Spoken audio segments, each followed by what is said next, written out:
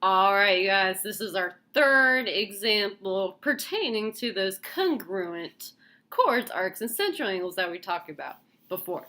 Guys, so it is technically example 5, but it's our third one that involves those same three properties right here. So if you feel confident about these three properties and want to try this one on your own, go for it, you guys. All right, so let's see which property this one contains to, or pertains to. Sorry, that was completely not right. But anyway, so in this one it says ray PT. Remember, if you have that little arrow on one side, that means ray. So ray PT bisects angle RPS. Now, what does the word bisect mean?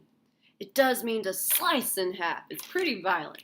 Okay, so if it slices it in half, that means that angle RPT is going to be congruent to angle TPS. So these two angles are congruent, which is awesome. Guys, and eventually it wants me to find the length of segment RT. So remember, if you ever see two letters listed without any markings, that means the measure of a segment. So I'm going to find the measure of segment RT, which is right here. So I'm dealing with chords this time. I'm dealing with central angles and chords. So let's see which one of these properties involves central angles and chords. Guess what? That's the first one. So let's just focus on the first one.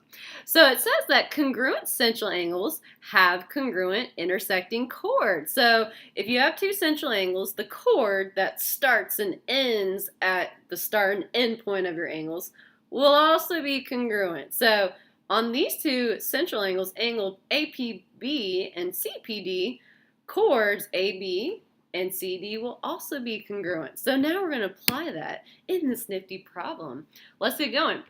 Okay, so since these two are central angles right here, angle SPT and angle RPT, and now that we know they're congruent since PT bisected the angle, that means that the chords that they intersect with are also congruent. So angle RPT, the chord that is intersected by it is RT, because this chord starts and ends at angle RPT. So this chord is now congruent to chord angle TPS. The chord that intersects with it is the chord that starts and ends at that angle, which is chord TS. So these two are congruent. So now I need to find RT, which the length of RT contains an X in it. So guess what, you guys? I have to solve X. And now that I know these two chords are congruent, it means their lengths are equal, which means I can set these two bad boys equal to each other to find X. And then X is going to help me find RT. So let's get going on that. Okay, so I know that segment RT is congruent to segment ST, which means their lengths are equal. So RT, the length of RT, equals the length of ST. All right, let's fill in these values and solve this thing. Let's go. All right, so RT is going to be 6x, which equals ST, which ST is 20 minus 4x. Let's do this thing.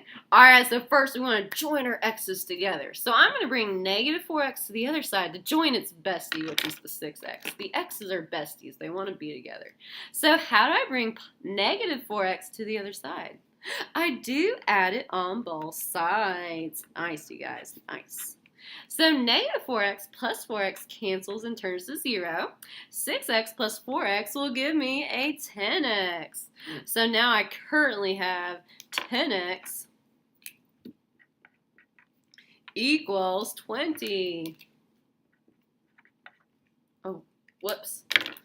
My 20 is supposed to be purpley pink. Sorry, guys. Okay, so now I'm so close, but I need to get x by itself. So how do I bring 10 to the other side? Well, 10 is secretly being multiplied to the x. So the way we move that over is by dividing it on both sides. So 10 divided by 10 cancels and turns to 1. 20 divided by 10 is 2. So this is technically a 1x, which you can just say x equals 2. Nice. But we are not done, you guys. So we have found 2, which is very important. But I want to find the length of RT. Guys, so I need to substitute in, or I need to take this value and substitute it into RT to figure out what RT is, and then I'll be done. Okay, so we know that the length of RT equals 6x. All right, let's find RT. So RT equals 6 times x, which x is going to transform into a 2. So guess what, you guys? RT is 6 times 2, which gives me 12. And sadly, I'm going to say this problem is donezo. It is done. So thanks, you guys. I've had a blast.